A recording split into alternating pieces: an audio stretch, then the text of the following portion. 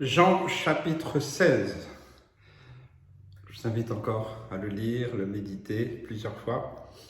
Je vais juste vous parler un peu à partir du verset 1. Jean 16, verset 1. Je vous ai dit ces choses afin qu'elles ne soient pas pour vous une occasion de chute.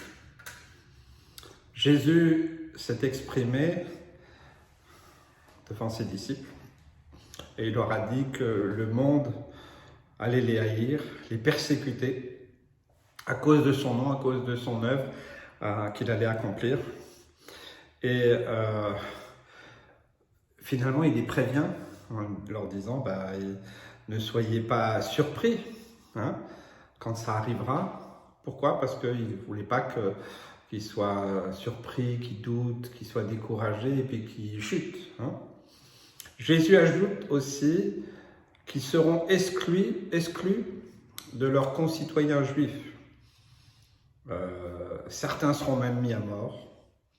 On voit dans les actes ce qui est arrivé à Étienne. Donc Jésus les avertit, il leur dit vous allez être exclus. Vous savez, aujourd'hui, un juif, même un musulman qui se tourne vers Christ, qui reconnaît Jésus comme son Messie, il peut avoir des conséquences assez lourdes, même des fois ils sont chassés de leur famille, ils perdent leur travail, ils sont stigmatisés, vous savez, c'est du concret. Donc Jésus, il avertit clairement, voilà ce qui peut arriver. Être l'objet de la haine des autres en tant que croyant, en tant que disciple de Jésus, ça peut être difficile. On n'a pas envie d'être exclu. Vous savez, on est dans un monde où à chaque étape de notre vie, nous voulons être admis, nous voulons faire partie. Voilà, c'est comme ça, c'est dans l'être humain.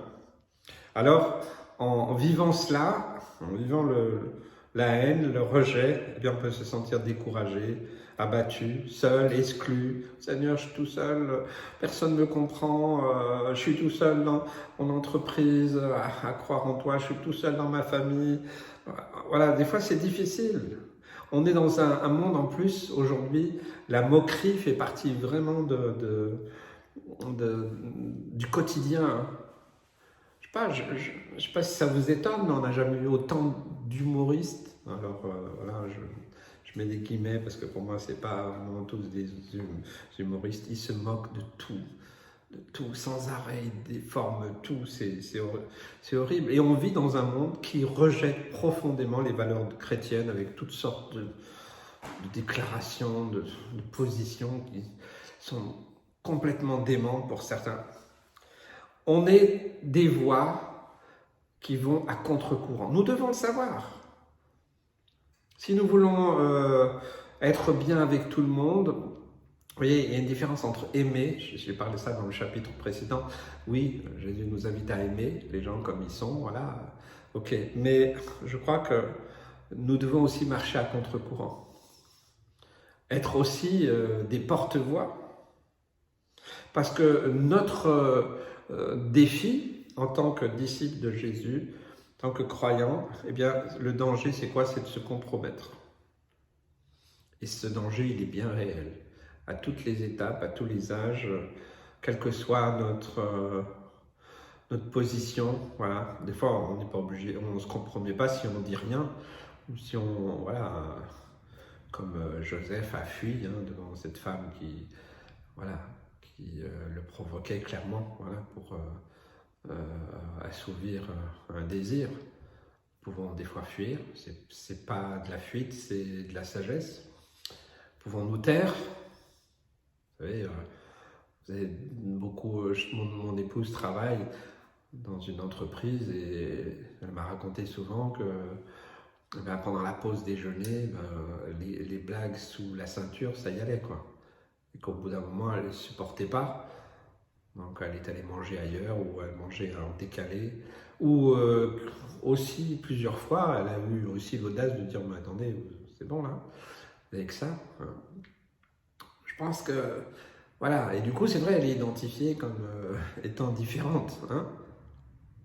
Les disciples, je reviens au texte, les disciples entendaient bien Jésus leur dire qu'il allait partir, mais ils ne comprenaient pas tout. Mais le fait que Jésus a dit qu'il allait partir, ça les a mis dans la tristesse.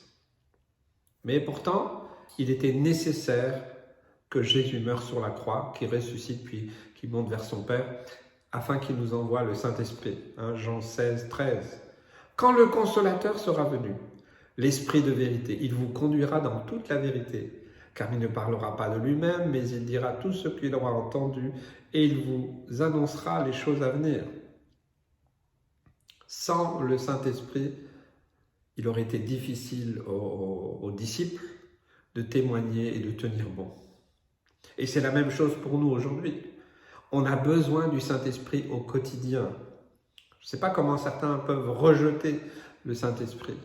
On dit « Ah non, c'était que du temps de... » Voilà. Non, il nous a envoyé le Consolateur et qui est toujours là, heureusement, pour nous conduire dans toute la vérité. Parce que nous vivons dans un monde tordu, qui déforme tout, qui dénature tout. Et c'est de pire en pire. Combien de fois je dis Seigneur, ou des fois je dis à des frères et sœurs, ou mon épouse, alors elle n'aime pas trop que je dis ça, je dis, franchement j'en ai marre de ce monde, j'aimerais être là-haut. Alors c'est un peu égoïste, alors vite, je reprends parce que c'est vrai qu'il faut continuer à œuvrer pour le Seigneur, mais ma pensée profonde, c'est vrai, c'est qu'il y en a marre, quoi. Des fois je me dis, quand je vois ces 20 dernières années, on a perdu beaucoup de héros de la foi, hein, des hommes, des femmes qui aimaient vraiment le Seigneur, qui étaient engagés, qui ont porté beaucoup de fruits et qui ne sont plus là, ils sont partis. Je dis, bon, ben, le Seigneur leur a fait grâce parce que ils n'auraient pas supporté de vivre dans le monde dans lequel on vit. C'est de pire en pire. Nous avons besoin de la consolation du Saint-Esprit au milieu du rejet de nos concitoyens. Peut-être tu souffres du rejet. Vous savez, quand j'étais au lycée, parce que j'ai choisi de reconnaître Jésus, Yeshua, comme mon sauveur personnel, j'avais 16 ans. Et donc j'étais au lycée. Et bien sûr, je voulais suivre les enseignements de Jésus. Et dans l'établissement où j'étais, eh bien, on m'appelait Jésus. Dans la cour, on m'appelait Jésus. Mais ce n'était pas un signe d'amitié, ce n'était pas quelque chose de positif, c'était plutôt pour se moquer de moi. J'en ai beaucoup pleuré parce que ça me stigmatisait et puis ça faisait que le regard des autres était un peu différent sur moi. Et je sais que j'ai été rempli du Saint-Esprit. Le Consolateur, pour moi, il a été utile. Pouvoir prier. Des fois, j'allais dans les toilettes pour pleurer, pour prier. J'ai fait ça aussi dans les entreprises où j'ai été. Oui, les toilettes restent un endroit où, voilà, comme Jésus dit, oui, va, rentre dans ta chambre, ferme la porte. Bon, ben, quand on est dans certains milieux ou au travail, ben, des fois, les toilettes, voilà, ou peut-être des fois, il y a un espace dehors. On a besoin du Saint-Esprit. On a besoin des paroles de Jésus qui nous annoncent le Saint-Esprit. Savoir qu'il est en nous, ça doit nous rassurer, ça doit nous aider.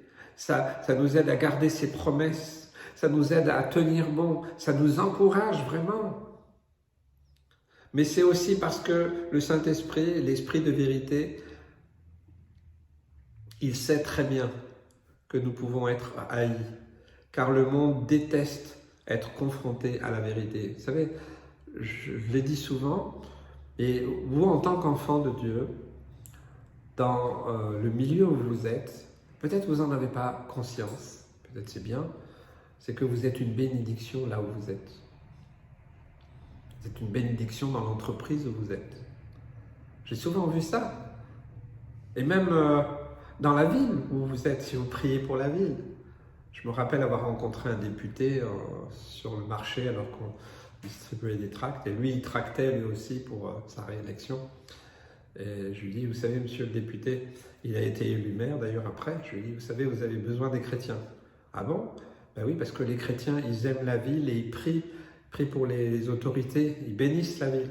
Ah, il m'a dit, j'avais jamais réfléchi à ça de cette manière. Oui, nous sommes une bénédiction là où nous sommes, dans notre quartier. Et des fois, on a vu, j'ai eu plusieurs témoignages où des personnes ont quitté une entreprise, ils étaient le seul chrétien, et quand ils sont partis, je ne veux pas dire que l'entreprise a fait faillite, mais beaucoup de choses ont changé. Et en tout cas, je peux vraiment constater, pour l'avoir vécu, et je peux en témoigner, c'est que alors, le Seigneur nous appelle par son esprit à être aussi des lumières dans les ténèbres, partout où nous pouvons apporter la lumière de Jésus-Christ. Cette opposition de la part du monde, quand nous témoignons, vient du fait qu'il est qu'on le confronte, qu'on confronte le péché, qu'on annonce ce qui est juste, ce qui est dans la parole de Dieu. Nous ne sommes pas des religieux, il faut, tu dois, non. Ok. Et qu'un jugement viendra. Ok. Moi, des fois, je dis, oui, ok, vous voulez vous faire justice. Moi, j'attends la justice de Dieu. Moi aussi, j'ai vécu des choses injustes. Ben, je m'attends à la justice de Dieu. Des fois, on a vécu des choses difficiles. Avec mon épouse, on a perdu un enfant. Mais je sais qu'un jour, nous savons avec mon épouse, qu'un jour, on le reverra. C'est notre consolation. Parfois, on n'a pas besoin d'ouvrir la bouche. Le Saint-Esprit qui est en nous, des fois dérange les autres. J'ai vécu ça. C'est assez particulier d'ailleurs. Je me souviens dans une entreprise, il y avait une personne, un chef de service, qui était ignoble. Il faisait que crier, crier, crier. Et puis elle ne m'aimait pas particulièrement, je ne sais pas pourquoi. On ne me supportait pas. Et après, le Seigneur, dans la prière, m'a bien expliqué les choses. C'est parce que c'est pas toi qu'elle n'aime pas, c'est ce qui est en toi.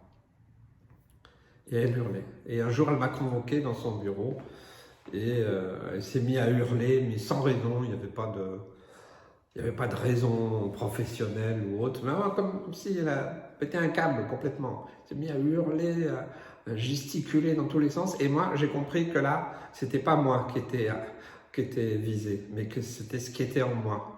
Alors j'ai pris en langue intérieurement, j'ai pris position, j'ai lié les puissances des ténèbres, je me suis dégagé du fait que non, c'est pas à moi que ça va, c'est pas moi, je dois pas être offensé, moi, mais c'est ce qui est en moi. Et alors, quand j'ai réalisé cela, eh bien, j'ai commencé à prier dans le combat spirituel vraiment intérieur, hein, sans ouvrir la bouche. Hein. Parce que des fois, quand ces choses-là, il vaut mieux pas ouvrir la bouche, ça ne fait que renforcer la position de l'autre. Et alors que je liais les puissances des ténèbres, eh bien, cette femme, elle s'est effondrée sur sa chaise. Parce qu'elle était debout à faire des grands gestes et tout ça. Là, elle s'est effondrée. Elle a mis sa tête comme ça sur le bureau et elle s'est mise à sangloter. Et puis, elle s'est calmée. Moi, je me suis assis aussi. J'étais debout au début, hein, parce qu'on ne m'avait même pas demandé de m'asseoir. C'était juste, voilà. Et cette femme, j'ai pu parler avec elle. Et on est devenus amis depuis ce jour-là. Et je lui ai parlé aussi du Seigneur. Vous voyez, donc il ne faut pas toujours accuser, dire ah ben oui, personne ne m'aime, voilà, je vis ça. Ok, il faut bien différencier, est-ce que c'est toi qui es attaqué ou ce qui est en toi? Ça a été une occasion de témoigner. Voilà, pour moi en tout cas, et je sais que beaucoup l'ont vécu. Et quand je témoignais dans cet endroit où je travaillais, il y avait beaucoup de jeunes. Eh bien, c'est ce que je conseille aussi. Ne dites pas sans arrêt partout, je suis chrétien, je suis croyant, parce que vous vous exposez. Il vaut mieux le démontrer. Donc, il y avait beaucoup de jeunes et des fois, ils venaient, c'est quoi ton secret? Quel secret? Ben, c'est vrai, tu es différent. Les autres, ils prennent des décisions, mais je vois que tu fais pas pareil. C'est quoi ton secret? Alors j'aimais bien les laisser mariner un peu. Hein, et c'est pas pour me glorifier, mais simplement pour vous encourager. Et puis, après, au bout de des fois plusieurs jours, des fois plusieurs semaines, je dis, ben écoute, je vais te dire. J'ai une espérance en moi. Il y a quelque chose en moi. Oui, oui, je sais. Et j'ai pu témoigner à beaucoup, beaucoup de personnes. Et même, vous voyez, 15 ans après avoir travaillé dans cet endroit, j'ai encore des contacts, j'ai encore l'occasion de rencontrer ces jeunes, plusieurs jeunes, d'aider, de prier. Voilà, donc c'est aussi ce que je me rappelle, le revivaliste anglais Smith Wigglesworth, excusez mon anglais très primaire, voilà ce qu'il raconte. Je voyageais à Cardiff, au sud du pays de Galles. J'avais passé beaucoup de temps dans la prière durant le voyage. Le compartiment était rempli de gens que je savais non sauvés, mais comme il y avait tant de discussions et de plaisanteries, je ne pus pas placer un seul mot pour mon maître. Comme le train s'approchait de la station, je pensais que je me laverais les mains. Et comme je retournais dans le compartiment, un homme bondit et dit « Monsieur, vous me convainquez de péché !» Et il se jeta à genoux, séance tenante. Bientôt, dans le compartiment entier, les gens s'écrièrent de la même façon. Ils dirent « Qui êtes-vous? Qu'est-ce que vous êtes? Vous nous convainquez tous de péché. » Donc vous voyez, ce n'est pas obligé de parler. On peut aussi prier. Moi j'aime prier quand je suis souvent en voiture. J'arrive dans un quartier ou vers une ville. Seigneur, je bénis cette ville. Seigneur, atteins tes buts quand je croise les gens de la rue. Seigneur, qu'ils te rencontrent.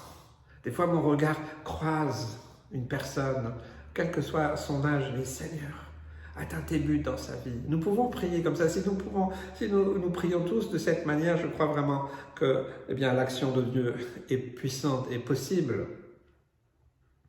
Et je crois vraiment que c'est important. Amen. L'Esprit de Dieu travaille en nous. On n'est qu'un canal. Nous n'avons pas de puissance. Moi, je n'ai pas de puissance. Je ne suis rien, je ne peux rien, je ne mérite rien. Tout est grâce. Jean 16, 33, je vous ai dit ces choses afin que vous ayez la paix en moi. Vous aurez des tribulations dans le monde, mais prenez courage, j'ai vaincu le monde. Jésus rassure encore ses disciples afin qu'ils restent dans la paix. Il leur annonce qu'ils seront peut-être dans la tristesse, mais que celle-ci va se changer, se transformer en joie. Et quelque part, nous aussi, ça peut nous arriver d'être dans la tristesse. À cause de ceux qui s'opposent à l'Évangile. Il devient parfois difficile de parler. En Occident, c'est difficile, on voit que l'étau se resserre. Dans les pays persécutés, vous savez, aujourd'hui, 360 millions de chrétiens sont persécutés, mais je crois vraiment que même dans nos pays, il y a une autre forme de persécution qui est différente, mais qui est aussi subtile, hein, avec toutes les lois, tout ce qui vote, les choses, l'étau se resserre. L'étau se resserre. On va de plus en plus vers une persécution de plus en plus grande. Et qu'on le veuille ou pas. Mais la Bible nous dit que Jésus a vaincu le monde et que nous triompherons avec lui en persévérant jusqu'au bout. Pour conclure, je prie donc que chacun de nous, chacun de vous, soyez encouragés au milieu du rejet, peut-être le rejet de votre famille. Des fois, Jésus l'a dit, hein, nul n'est prophète dans sa propre patrie. C'est des fois difficile. Hein, si tu vis le rejet. La Bible te dit, la parole de Dieu te dit, le Saint-Esprit te dit que cette tristesse se change en joie. Amen. Afin que nous puissions nous appuyer sur Jésus pour tenir bon. Ne t'appuie pas sur toi-même. Que nous ayons cette confiance que le Saint-Esprit qui est en nous est plus grand et plus puissant que celui qui est dans le monde. On a besoin du Saint-Esprit pour être des témoins. Et peut-être que tu as besoin d'être renouvelé par le Saint-Esprit. Alors je ne parle pas forcément, vous savez, personne ne vient à Christ sans le Saint-Esprit. C'est le Saint-Esprit qui convainc de péché, de justice et de jugement. Voilà, donc nous n'opposons pas certaines dénominations. Non, le Saint-Esprit est agissant. Voilà. Après, des fois on mélange les dons et les fruits. Voilà, il y a les dons du Saint-Esprit. Ok, tout le monde ne les a pas forcément. C'est pas parce qu'on ne l'a pas qu'on n'est pas chrétien. Alors faisons attention aussi. Mais on a besoin du Saint-Esprit, du Consolateur. On a besoin du Saint-Esprit pour être des témoins. Et donc c'est pour ça qu'on a besoin d'être baptisé, immergé dans le Saint-Esprit, pour être relevé, fortifié, prendre courage, ne pas rester dans l'abattement, pour pouvoir continuer à prier avec foi. Vous savez, souvent le diable utilise le rejet, le mécontentement, la tristesse pour nous isoler, puis voilà, on ne fait plus rien. On se lamente, ouais, c'était mieux avant. Okay. Le résultat, de toute façon, c'est pour le Seigneur. Que Dieu vous bénisse et vous encourage.